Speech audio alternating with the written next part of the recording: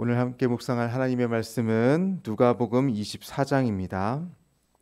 신약성경 139쪽 누가복음 24장입니다. 할렐루야. 오늘 저는 이 말씀을 준비하면서 굉장히 기쁘고 감격스럽습니다. 여러분도 읽으시면서 기쁘고 감격스러우신지요? 오늘 누가복음 24장의 말씀에 나타난 사건 두 가지 키워드로 압축하면 바로 예수님의 부활과 승천입니다. 1절부터 49절이 부활하신 주님께서 예수님의 제자들에게 나타나신 내용이고요. 50절에서 53절이 예수님께서 승천하시는 장면입니다. 그리고 제자들이 예루살렘에서 성령의 오심을 기다리는 것으로 사도행전에서 계속 이어지게 되죠. 먼저 1절에서 12절 내용을 간략하게 보면 우리가 그리스도로서 고백하는 신앙, 곧 예수님께서 부활하셨다. 그리고 예수님은 우리를 위해 십자가에 죄를 지심으로 담당하셨다. 그죠? 그것으로 우리가 역사가 끝난 것이 아니라는 거예요. 예수님의 죽음 당하심 자체도 정말 그 자체도 숭고하고 값진 희생이지만 예수님께서 살아나셨다. 살아나심으로 하나님의 아들이심을 증명하신 것입니다. 부활은 모든 인류에게 그래서 희망이 되고 비로소 예수님은 우리가 믿는 신앙의 대상이 된다는 것이죠. 복음 전파의 내용이 스스로 되셨습니다. 여인들에게 두 사람이 나타나죠. 천사들입니다. 그들이 여인들에게 말합니다. 5절 하반절인데요. 어찌하여 살아있는 자를 죽은 자 가운데서 찾느냐. 그러면서 6절에서 7절에 십자가에 못 박히고 부활하실 것에 대하여 예수님께서 말씀하셨음을 기억하라 라고 합니다. 기억하라. 그리고 그들은 천사들의 말씀을 듣고 예수님의 말씀을 기억해 냈죠. 예수님께서 우리를 위해 십자가에 달리셨다. 그리고 예수님께서 죽음의 권세를 깨뜨리시고 부활의 첫 열매가 되셨다. 이 사실을 우리는 기억해야 하는 것입니다. 잊지 말고 오늘도 내일도 기억해야 하는 것이죠. 우리가 주일을 지키고 있습니다. 주일, 영어로는 로드스 데이입니다. 주님의 날이란 뜻입니다. 근데 왜 주일이 주님의 날입니까? 유대교는 토요일을 안식일로 지킨다는 사실 아시죠? 주님의 날이 된 것은 바로 예수님이 안식 후 첫날에 부활하셨기 때문입니다. 그 부활의 주님을 기리는 것이 바로 주일인 것이죠. 그래서 우리가 주일을 드린다, 주일날 예배를 드린다는 것은 부활하신 주님을 경험하고 그 부활하신 주님, 살아계신 주님을 찬송하며 예배하는 것입니다. 그래서 예수님의 십자가와 함께 우리는 부활을 잊지 말고 꼭 기억해야 합니다. 우리의 죄성을 고백하면서도 용서받은 의인으로서의 삶을 부활의 주님을 기억하면서 우리가 행해야 하는 것이죠. 13절에서 35절에 엠마오 길에서 제자들에게 나타나신 사건이 나옵니다. 특별히 부활하신 예수님은 엠마오로 가는 두 제자에게 나타나셨습니다. 그들은 처음에는 예수님을 알아보지 못했습니다. 16절에 보면 그들은 눈이 가려져서 예수님을 알지 못했다라고 합니다. 그들은 늘 함께하였던 예수님을 알아볼 수가 없었습니다. 왜일까요? 예수님은 돌아가셨고, 그죠? 그들은 그렇게 알고 있고, 그렇게 철석같이 믿고 있기 때문입니다. 나의 알미 예수님을 알아보지 못하게 할 수 있습니다. 내가 얼마나 예수님과 친밀했었는지, 내가 얼마나 은혜를 받았는지, 기적을 체험했는지, 그것이 오늘 우리의 신앙을 지키고 견인할 수는 있지만 때때로 그것이 오늘 예수님을 만나는 것을 방해할 수도 있습니다. 그것이 우리의 진정한 삶을 방해할 수 있습니다. 우리가 주님을 만나는 것을 방해한다는 것, 모든 지식, 체험, 경험적 삶이 우리의 눈을 가려버려서 우리 곁에서 오늘 동행하시는 주님을 알아보지 못한다면 이것은 얼마나 큰 비극입니까? 여러분, 오늘 이 시대에 예수님이 오신다면 우리가 예수님을 알아볼 수 있을까요? 마음이 가난한 사람, 겸손한 사람은 예수님을 알아볼 수 있을 것입니다. 언제나 늘 겸손하고 늘 배우기를 힘쓰고 마음이 열려있는 사람, 누구나 환대하고 받아들이는 사람은 예수님을 알아볼 수 있을 것 같습니다. 그러나 자기가 강하고 자기 생각과 자기 편견과 자기만의 믿음이 강한 사람, 예전에 유대의 제사장들이나 바리새인들 같이 지식은 있으나 마음이 열리지 못하고 예수님을 핍박하고 결국 십자가에 매달렸던 그런 사람과 같은 마음이라면 우리도 예수님을 알아보지 못할 것입니다. 자신만의 자신만의 믿음 때문에 눈이 가리워지면 예수님을 온전히 알 수가 없습니다. 엠마오에서 예수님을 만난 이 두 제자는 예수님께서 기억나게 해 주심으로 말미암아서 눈이 밝아졌다. 그래서 예수님을 알아보게 되었다고 합니다. 그 기억의 예전이 바로 성찬이었습니다. 성찬을 통해서 예수님께서 다시 살아나실 것, 곧 부활하시려고 말씀하신 것을 기억한 것이죠. 예수님과 식사하는 것. 성찬의 자리에서 그렇게 부활하신 예수님을 알아보게 되었던 것입니다. 그래서 초대교회로부터 성찬은 너무나도 중요한 예식이었습니다. 성찬은 매주마다 있었죠. 그리고 세례식과 더불어서 예수님께서 직접 행하신 두 가지 예전 중에 하나입니다. 성찬은 부활하시고 승천하신 예수님께서 그의 사랑하시는 성도들과 함께 임하시는 자리, 기념의 자리, 기억의 자리였습니다. 예배학적으로 초대교회에서 성찬할 때 밝은 분위기에서 했다고 해요. 왜냐하면 성찬은 부활하신 주님을 기억하고 기념하고 그분이 임재하신 자리였기 때문에 그렇습니다. 그러다가 우리의 연약함과 죄성이 더 강조되면서 십자가를 지신 예수님에 대한 기념이 더 많이 강조돼서 오늘날의 성찬처럼 약간 무겁고 신목이 있고 그렇죠? 우리의 죄를 많이 강조하게 되죠. 주일 예배도 마찬가지입니다. 우리의 예배 가운데 연약함과 죄성이 더 많이 강조되었습니다.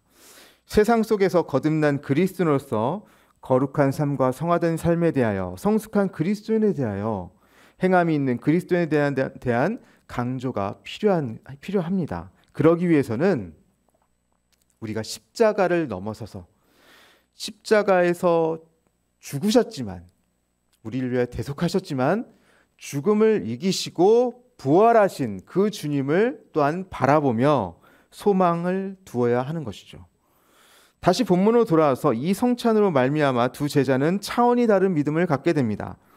부활의 소식을 믿지 못하던 두 사람은 눈에 비늘이 벗겨지는 것처럼 비로소 예수님의 부활을 믿게 되었습니다. 그들의 차가웠던 마음이 예수님의 가르침을 통해서 비로소 다시 뜨거워지게 되는 것이죠. 이렇게 부활하신 주님을 만나면 세상이 달라 보이게 됩니다.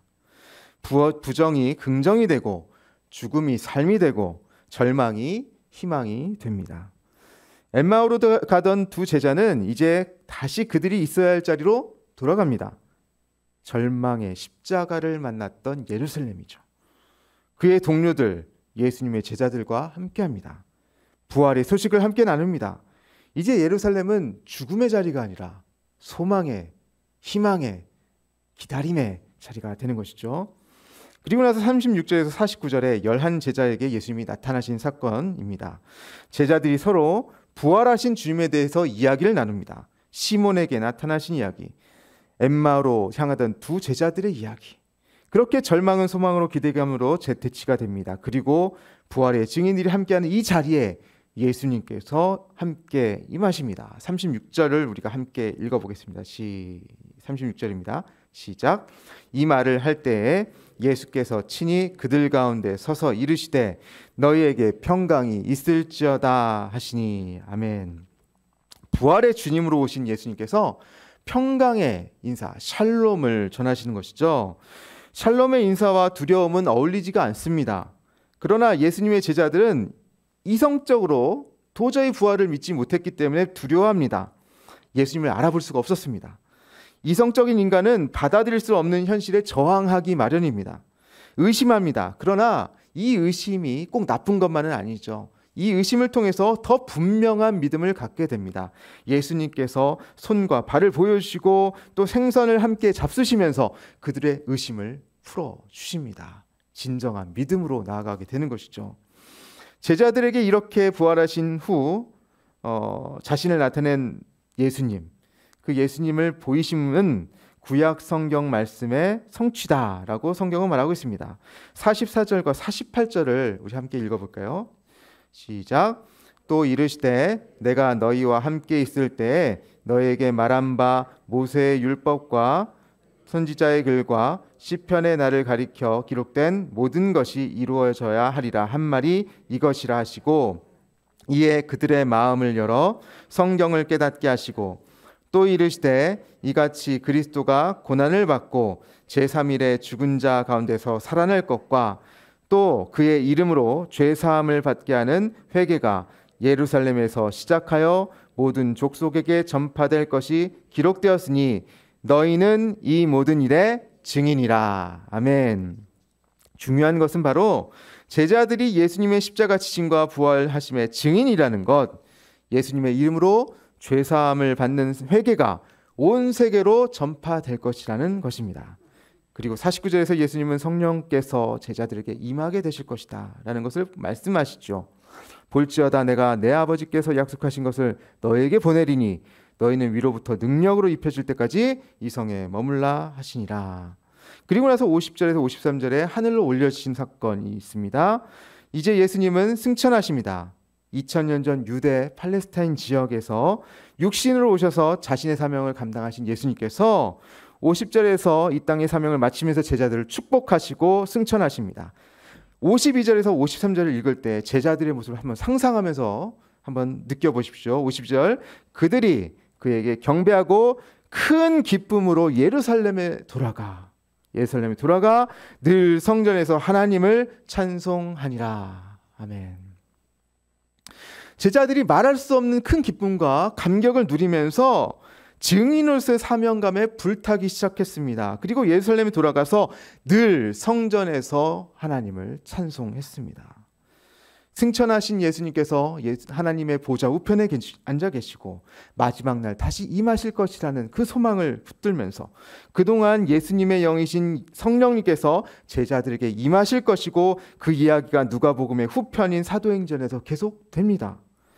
곧 오시겠다고 하셨던 예수님의 말씀에 따라 성령의 충만을 받을 제자들이 예수님의 복음을 전하기에 힘씁니다. 누가가 이어 쓴 사도행전은 그래서 성령행전이고 교회의 시대의 개막을 알리게 됩니다. 사랑하는 제1의 가족 여러분, 오늘 키워드 두 가지 키워드, 예수님의 부활과 승천. 사건적으로 그렇지만 내용적으로는 부활하신 주님과 증인으로서 사명을 받은 제자들의 이야기입니다. 우리가 우리 자신만을 바라보면 십자가 앞에서 죄인이고 한없이 무력해질 수밖에 없습니다. 그러나 제자들이 부활하신 예수님을 만나서 큰 기쁨을 누리고 감격 가운데 예수님을 증언하는 사명을 받고 세상 속으로 담대히 나아가게 되는 것처럼 우리도 매일의 삶 속에서 부활하신 주님을 바라보고 희망 속에서 증인으로 서야 될 줄 믿습니다. 성령께서 우리와 함께 하십니다. 거룩한 그리스도인으로서 증인된 사명을 잘 감당하며 능력 있게 살아가는 저와 여러분이 되길 주님의 이름으로 간절히 축복합니다. 우리 함께 기도하길 원합니다. 우리만을 바라보지 않고 나만을 바라보지 않고 십자가를 지신 예수님을 바라보고 우리의 죄를 도말하시고 사망 권세 이기셔서 부활하신 예수님을 바라볼 수 있도록 부활의 주님을 오늘 우리 속에서 우리 삶 속에서 경험하며 증인의 삶으로 나아갈 수 있도록 함께 기도하기 바랍니다. 그리고 또한 항존직 선거에 하나님께서 예비하시고 사랑하시는 사람, 성령의 충만한 사람, 하나님의 지혜로 살아가는 그러한 칭찬받는 사명감으로 복음을 위해 헌신할 수 있는 그런 사람 선출될 수 있도록 함께 기도하시겠습니다. 간절히 기도하겠습니다. 하나님 아버지 감사합니다. 오늘 우리 가운데 함께 하셔서 부활하신 주님을 경험케 하여 주시니 감사합니다. 우리가 부활의 주님을 오늘 경험할 수 있길 원합니다. 십자가를 지시고 우리의 죄를 모두 맡아주신 주님께 우리가 주님께 마음을 드리고 또 그 주님이 죽으심과 함께 더불어 죽음의 권세를 이기셨고 오늘도 사셨으며 하나님 보좌 우편에서 우리와 함께 계심을 또한 고백하는 나아가는 부활의 신앙, 증인들에게 맡겨진 그 증인으로서 사명을 아버지 우리에게 또 허락하심을 감사하며 우리가 그 예수님 부활하심의 감격과 기쁨을 오늘 누리는 삶이 될 수 있도록 도와주시옵소서. 성령님 우리와 함께 하시고 주님께서 주시는 능력으로 오늘을 살아갈 수 있게 도와주시옵소서. 항존직 선거가 있습니다. 아버지 정말 부활의 신앙을 경험한 모든 증인들처럼 아버지 우리가 복음을 붙들고 살아가는 사람들이 아버지 항존직 선거에 선출될 수 있도록 도와주시옵소서. 주님 기쁨으로 하나님의 일을 감당하며 세상 가운데 복음을 들고 나갈 수 있는 사람들 선출되게 하여 주옵소서.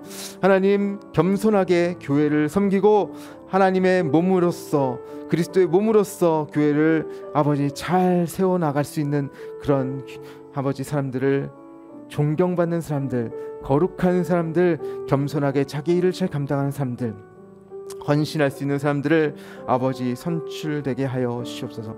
주께서 오늘도 함께 하시고 우리 가운데 아버지 하나님 함께 하실 믿습니다. 주님의 은혜 가운데 오늘도 기쁘게 감격함을 가지고 부활의 증인으로 살아갈 수 있는 우리 모두가 될 수 있도록 도와주시옵소서. 하나님 아버지 감사합니다. 오늘도 하나님의 나라와 의를 위해서 살아가며 부활 소망 붙들고 나아가는 아버지 우리 모두에게 함께하여 주옵소서. 오늘도 주님과 동행하면서 부활하신 주님 승천하셨지만 오늘도 성령님과 함께 우리 가운데 계시는 주님을 붙들고 사망 권세 이기며 우리가 모든 능력으로 주님께서 주신 모든 능력으로 세상을 넉넉하게 이겨내고 증인의 삶을 살아가며 기쁨과 감격 가운데 늘 성전에서 기도하길 힘쓰고 하나님 사랑하며 축복하며 예배하며 교제하며 나아가는 우리 아름다운 공동체 될 수 있도록 도와주옵소서. 오늘도 주님께서 함께 하실 것을 믿사오며 예수님의 이름으로 기도합니다. 아멘.